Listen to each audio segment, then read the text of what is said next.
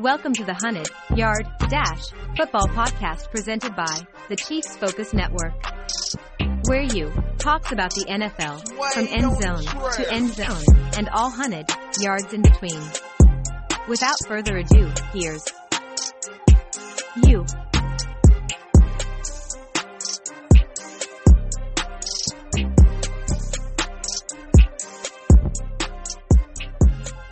Yo, what it do? This is the 100-Yard Dash Football Podcast presented by Chiefs Focus. Guess what? I'm your host. The name is you. You! Detective, you? Not you, you! You. You! Who? Do you understand the words that are coming out from my mouth? Don't nobody understand the words that are coming out of your mouth. And I'm your host. What's happening? Thanks for joining me. You can find this podcast at most places you're going to get your podcast. This season, of course, Chiefs Focus is doing the new thing where they're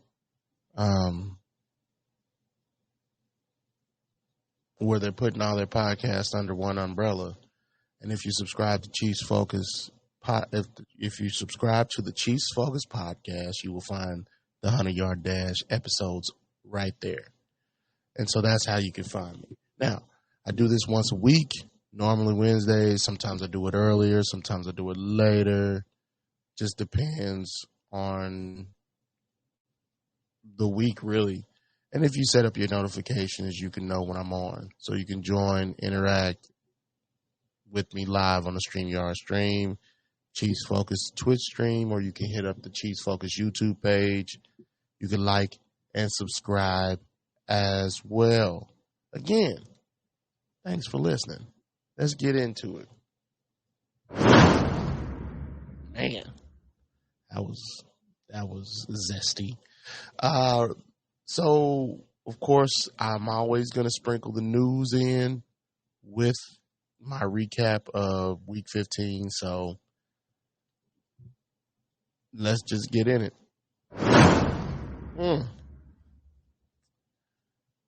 All right. So, Thursday Night Football. First of all, there's no more buys. No more buys whatsoever. We are essentially in the red zone of the NFL season. This is it. I think we got 2 weeks left. This is week 14, so 3 weeks left maybe. And so ain't no more buys. Nobody gets no more breaks. It's not like that anymore. So let's keep it moving. The LA Chargers. The Vegas Raiders beat the LA Chargers. Let's put it like that. Because, man, the Raiders put it on the Chargers. And the Chargers have not been good this year. They at least have winning records in years past. But this year, not so much. In fact, so much so, the Chargers are 5-9, and the Raiders are 6-8. And because of that, Brandon Staley, the head coach of the Chargers, and Tom Telesco, the GM of the Chargers, have gotten fired. Now the score. The score for the Raiders-Chargers game. Chargers scored 21. The Raiders scored 63.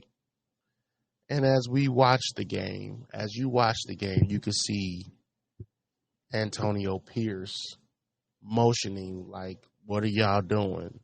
We keep going. Let's go. Foot on the gas. And some people didn't really like that. Antonio Pierce wanted to run up the score. But let me throw this at you. Antonio Pierce is currently interviewing for a job. And when I say interviewing for a job, I'm not just talking about any job. I'm talking about being the head coach of the vaunted Vegas Raiders. the legendary, as it were, Vegas Raiders, formerly Oakland Raiders, formerly LA Raiders. But when we're talking about a guy who's trying to get a job, he's trying to leave an impression. And when you're trying to do that, you leave no doubt. Period. You leave no doubt. And being on the side of history when you get the opportunity to do so, that's literally what he did. 63 points against the Chargers. Wow. Crazy. Let's keep it moving. The Minnesota Vikings and the Cincinnati Bengals. The Bengals win a thrilling overtime game against the Minnesota Vikings. Score 27-24. Bengals score 27. Vikings score 24. Vikings are 7-7. Bengals are 8-6. So Jake Browning, this Jake Browning situation is getting more and more interesting by the week. More and more interesting by the week.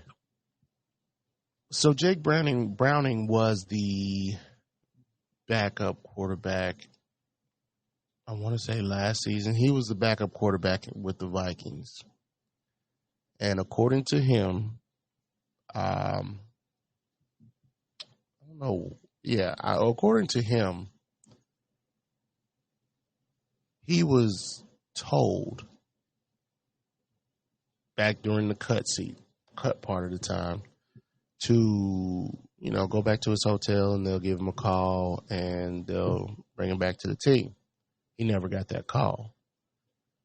So he just recalled being cut by the Raiders after hoping to at least get the call to make the practice squad. That call never came. So in other words, this win for Jake Browning was personal. He led 3 touchdown drives to force the game to go into overtime. So, yeah, it was personal for him. And he made sure that they felt his presence big time. Also, news. Jamar Chase is out indefinitely with a separated shoulder. So we'll see what happens moving forward. That means they only got T. Higgins and Tyler Boyd now. We'll see if they can keep it moving with those two. We will see. I'm interested to see how this situation goes because, again, last week I mentioned that this is the same way Tom Brady got his start. And this is not unique to me. Like, I didn't come up with this. I didn't see this comparison.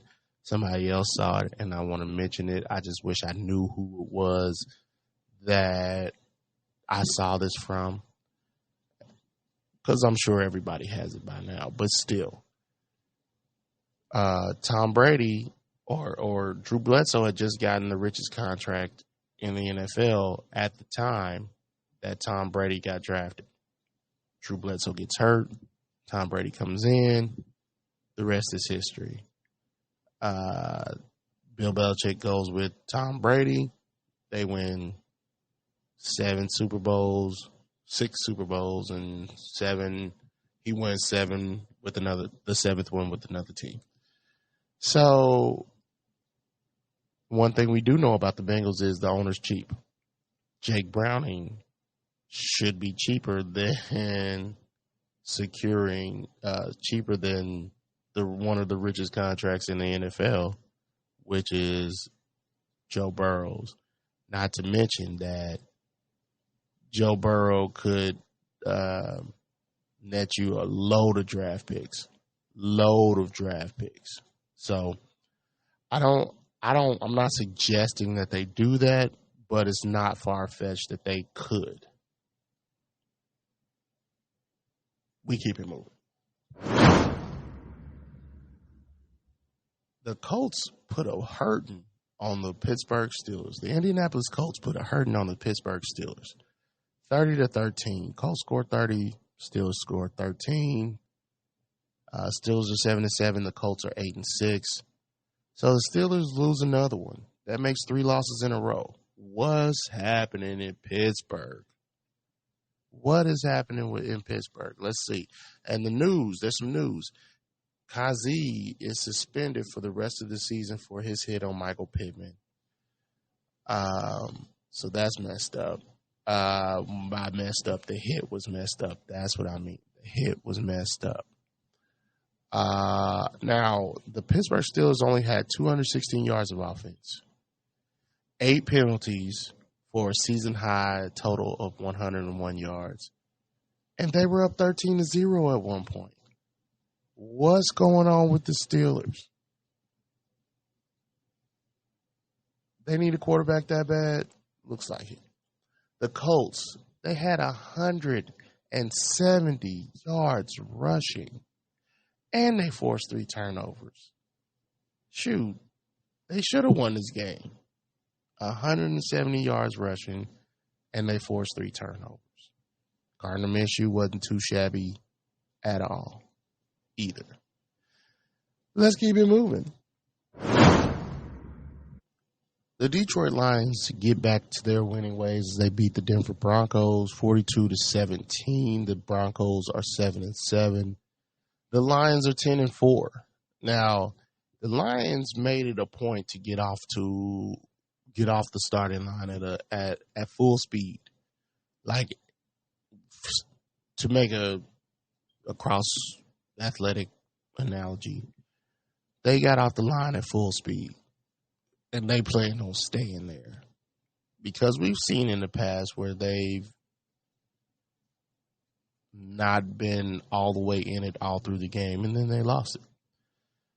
Jared Goff threw 5 touchdown passes. Bruh. 5 touchdown passes? And we know he's capable of this stuff. We know it. But when's the last time you saw 5 touchdown passes from Jared Goff? And the only time I can really think of is 2018.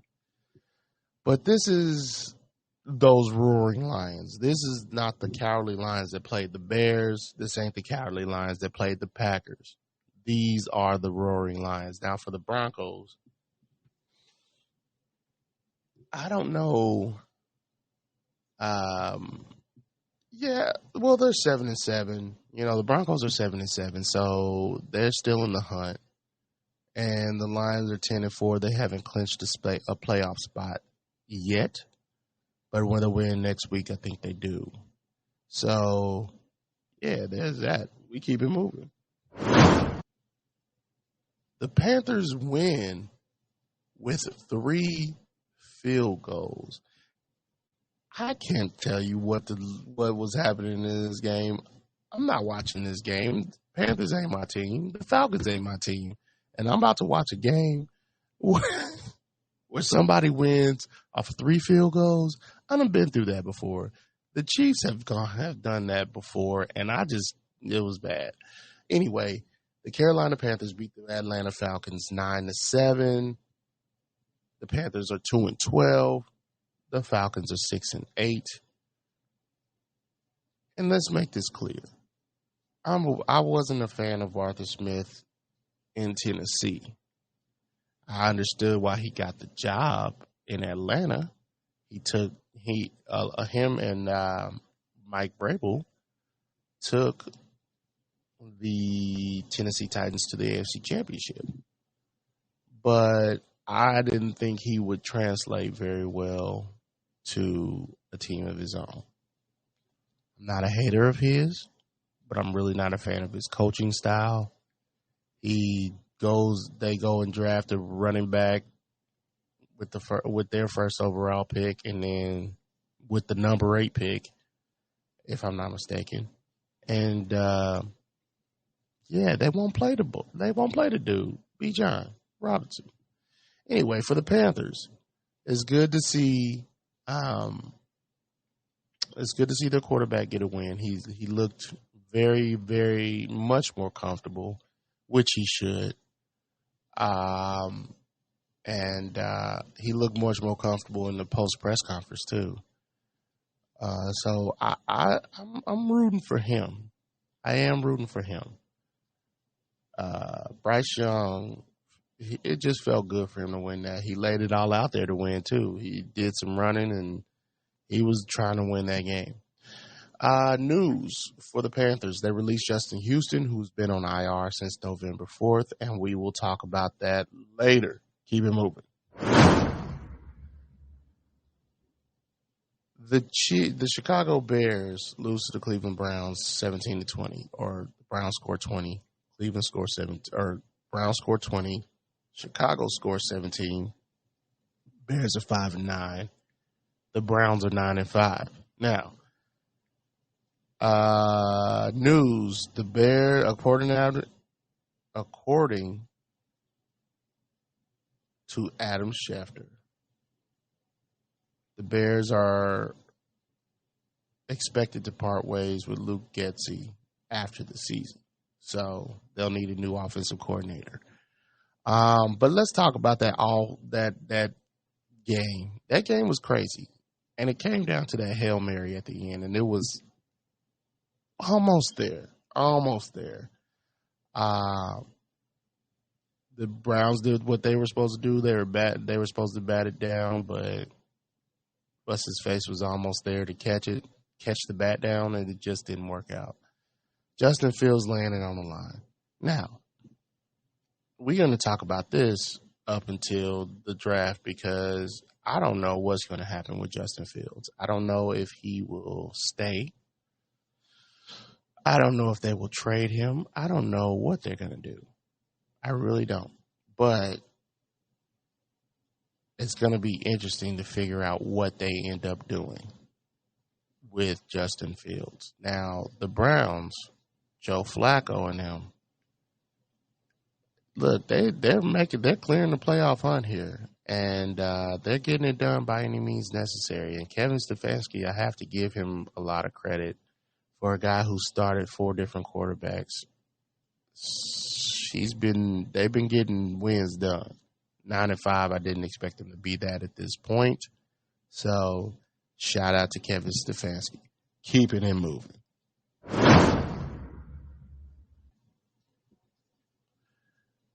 The Houston Texans beat the Tennessee Titans 19-16. Texans are 8-6. The Titans are 5-9. And if I'm not mistaken, the Texans are clearly in the playoff hunt. I don't think they're in the current seeding of the playoffs. However, if I know all 3 of the teams in the AFC South have identical records. If not that, they're like a win away or a loss away.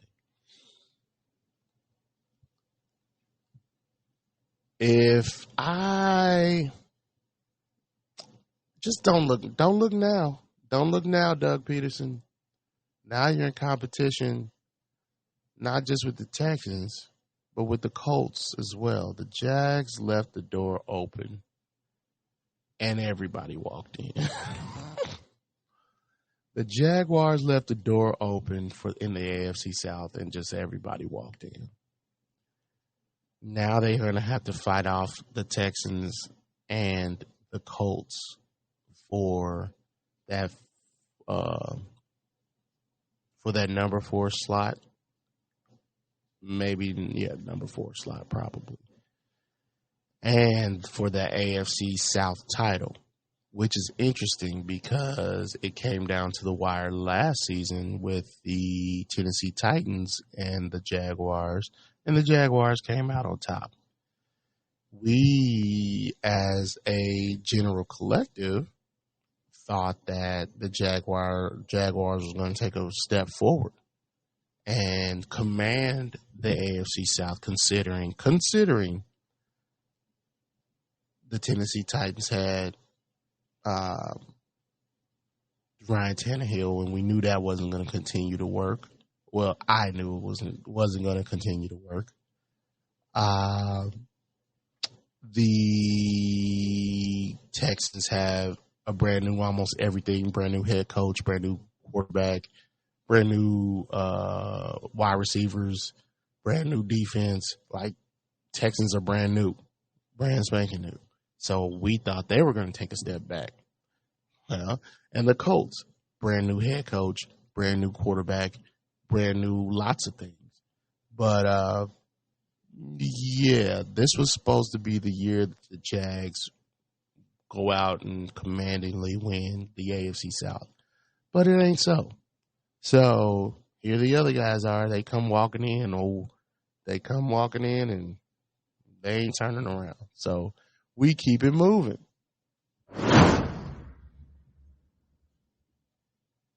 The Kansas City Chiefs beat the New England Patriots 27-17.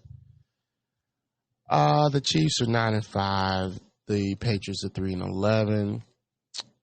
This isn't the win that I was expecting from the Chiefs, but their woes continue to woe them. You know, my spotlight here is the two running backs, CEH and McKinnon. They were huge in this game. And the Chiefs have huge issues keeping possession of the football. 32 drops is the most in the NFL, so they got to figure that out. Rashee Rice is a positive.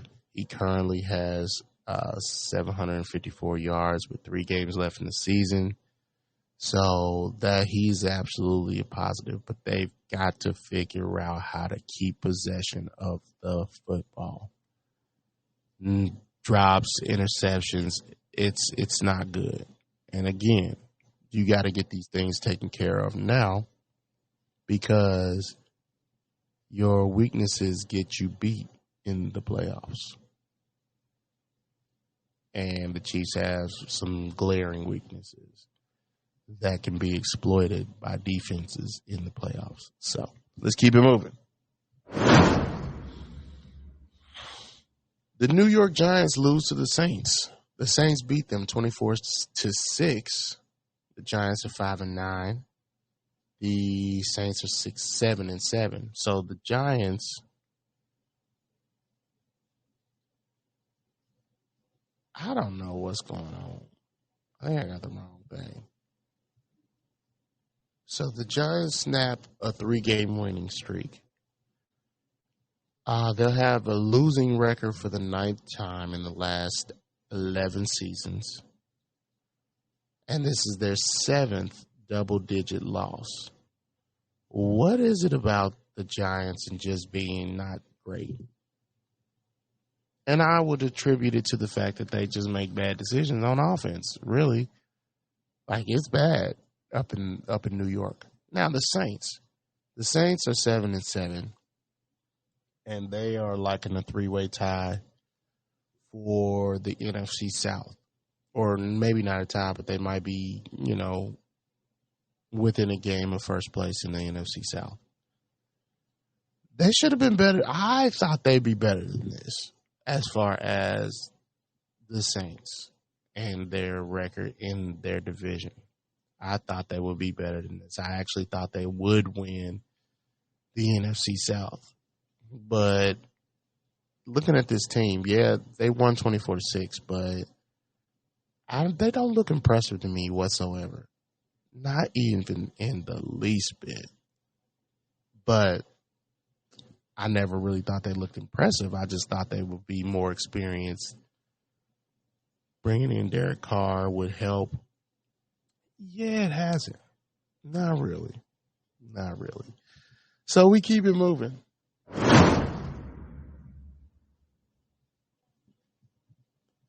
So, surprise, surprise, the Dolphins beat the Jets. The Dolphins beat the Jets 30-0. They get shut out. So the Dolphins are 10-4, and the Jets are 5-9. First of all, I didn't expect a shutout, but I expected the Miami Dolphins to win. They beat up on bad teams. It's easy. That's what they do. But the Jets, boy, the Jets' defense is no match for the Jets' offense. It just isn't. And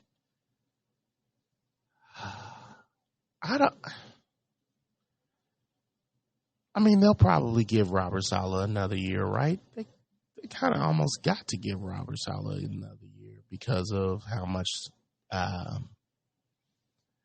they put into acquiring Aaron Rodgers. But even still, Aaron Rodgers did all that squawking all year long about how he plans on being back before the end of the season. He did all that squawking to players, put the rhetoric out there. And he finally announces that he won't be back this season. We already knew that. He says it's unrealistic. Oh, you don't say. After telling everybody that would listen that he will be back this season, he saw his team getting shellacked and thought, yeah, ain't no point in me coming back to this. No point. 0-30 by the Miami Dolphins. Bad times in New York for all of their football teams. We keep it moving. The Bucks beat the Green Bay Packers 34-20 in their house, Lambeau Field. Bucks scored 34, Packers scored 20. Bucks are 7-7. The Packers are 6-8. The Bucks are first place in the NFC South right now. So earlier I thought they were tied, but no, they're actually first in the NFC South right now. And we should talk about it. I think Baker Mayfield might have found at least a little home. Maybe not sign him to a 5-year deal, but he definitely should and has deserved, in my opinion, to be the quarterback down there if you have no succession plan. And I don't feel like they do. I don't even feel like they plan on having Todd Bowles be there at the end of this season. But I do believe that Baker Mayfield has shown that he can be a viable quarterback, especially in the division that they're in. Especially in their division. So I do believe they should sign him to a 2-year extension. 2-year extension, 35 plus. So let's say 2 years, $63 million. So that's 32. Yeah, that's a little bit under the going rate, but it's still better than what he's making now, which is like 1 year for a couple mil. I'm not sure. But what's happening with the Packers? This is a team they could have beat. It just isn't working out. I really don't have much to say about that. Like, 1 week they look super prepared. The other week they just don't look prepared at all. It's the ups and downs of the NFL, I guess. So that's what we attribute it to. That's what I'm going to attribute it to. It is what it is. We keep it moving. The San Francisco 49ers currently look like the strongest team in the NFL. The absolute strongest team in the NFL seems to be the San Francisco 49ers. And they beat the Arizona Cardinals 45-29. The 49ers are 11-3. The Cardinals are 3-11. Now, the Cardinals did get 29 points on them, which means that they're absolutely not inept. But you also have to realize that this is a division rival, so they are going to get some licks off.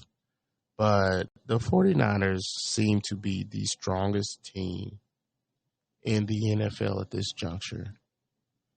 And for the Cardinals, Kyler desperately needs some help down there. Y'all got rid of D-Hop. He's doing the best he can. I'm interested to see what happens in 2024. Whether they keep Kyler, whether they move on from Kyler, whether they decide to draft move up to draft somebody, move down to draft. I'm interested in all of that because I don't know what's going to happen.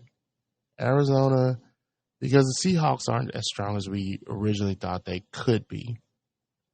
The Rams are who they are.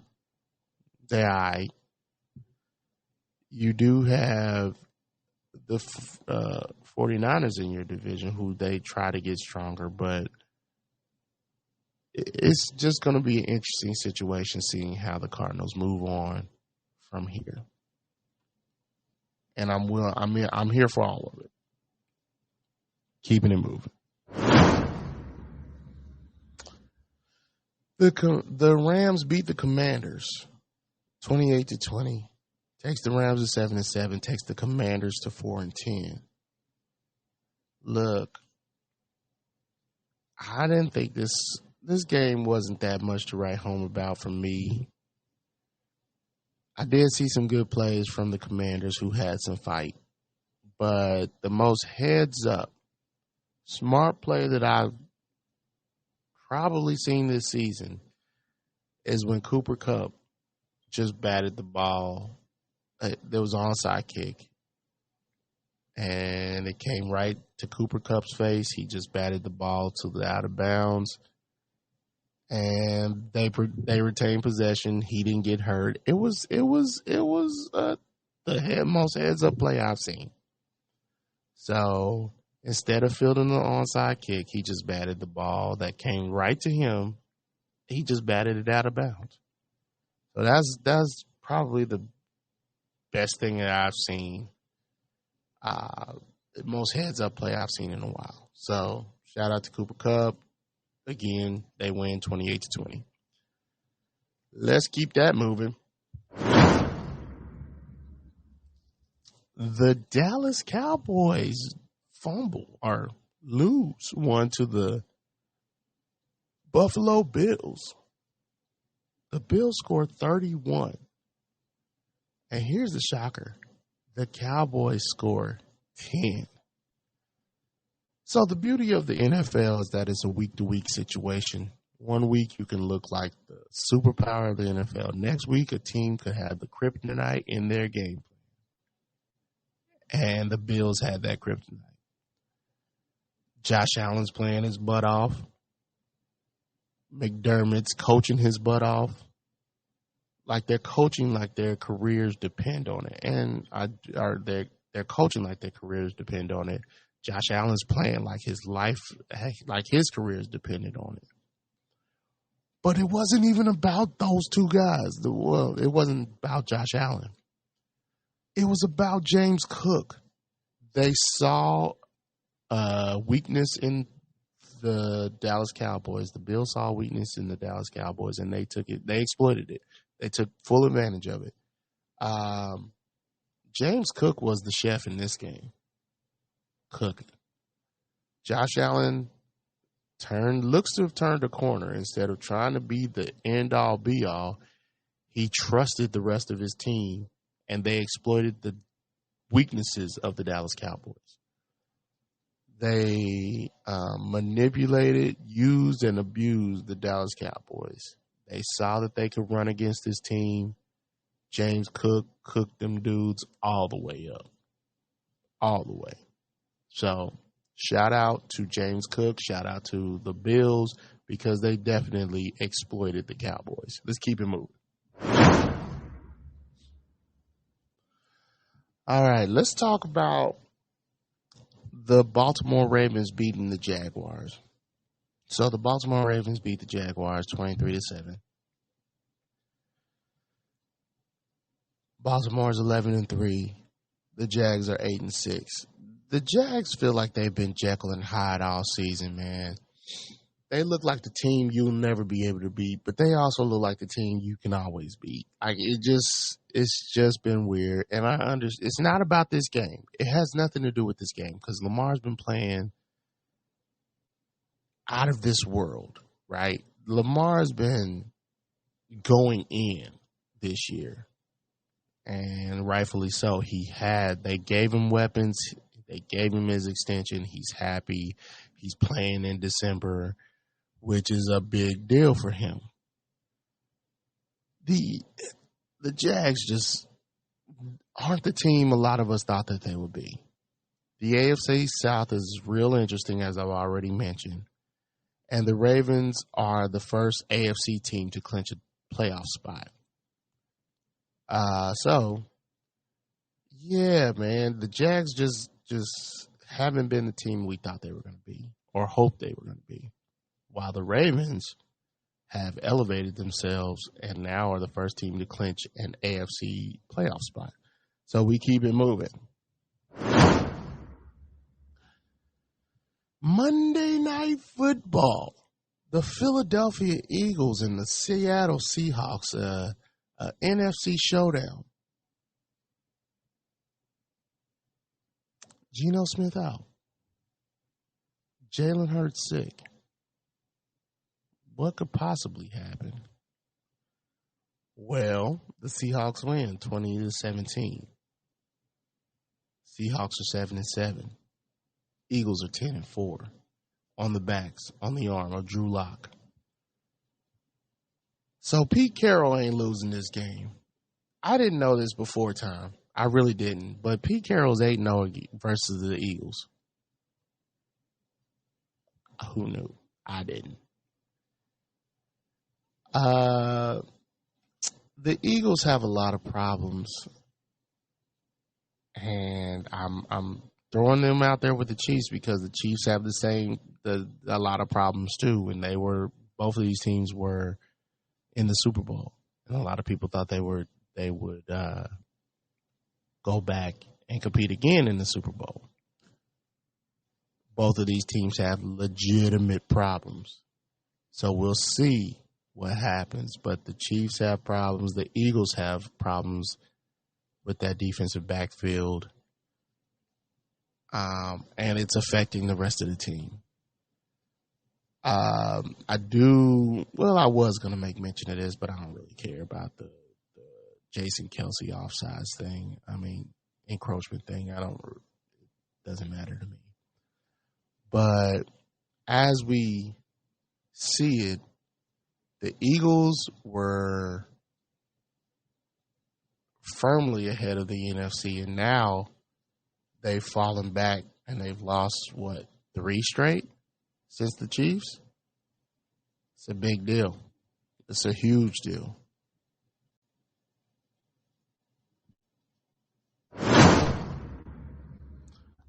I thought I had my graphics available, but I don't. But anyway, we keep it moving. The AFC, the only team to clinch an AFC spot is the Baltimore Ravens.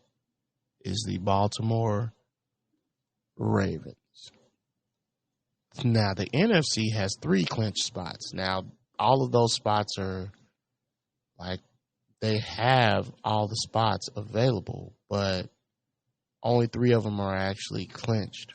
So they can move up and down the ranks as necessary. But the 49ers are the number 1 seed in the NFC currently. The Cowboys have clinched the playoff spot, and they're number 2. The Eagles have clinched this playoff spot, and they're currently number 3. With that being said, the Ravens in the AFC, the playoff picture looks like the Ravens, Miami, the Ravens, the Dolphins, the Chiefs, the Jaguars, the Browns, the Bengals, and the Colts, all in order. And so it's very interesting to see how muddled this AFC, NFC playoffs is going to be, because the Eagles were at one point, the Eagles were the favorites, and that can't be overlooked. That shouldn't be overlooked moving forward, because the Eagles were the favorites, and they looked strong, but they didn't look to me like they were the best team in the NFL, but they looked like they were getting things together and they were going to figure it out by this time during the season. But it just hasn't been that way. And so as a result of that, the 49ers have just taken that spot. And so you got the 49ers at the number 1 spot, the Cowboys at the number 2 spot. The Eagles have clinched, but they're currently at the number 5 spot. And then the Lions haven't clinched yet, but they're currently number 3. The Bucks are number 4. The Vikings are number 6. And the Rams are number 7. So this is one of those things that we could really see some movement at the end of the season. And the NFL has done a really good job of making sure these end of the season games matter.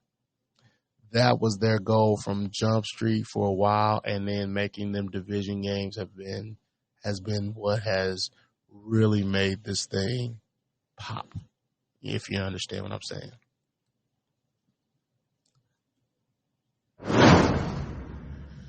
That's pretty much it for me on this episode of the 100-Yard Dash football podcast. The wonderful world of football. It's pretty crazy how everything has led up to this point, and we still have so much to go. So we'll see how things unfold. And of course, I look forward to seeing how this week is going to go. Saturday games are coming up. Love that. There's a lot of things happening, and I'm looking forward to seeing it all. And I will be right here. Chiefs Focus will be here. I will be here, and we will be covering it all. Thanks for listening. I think that's all I have. And if there is nothing else that calls my attention, deuces.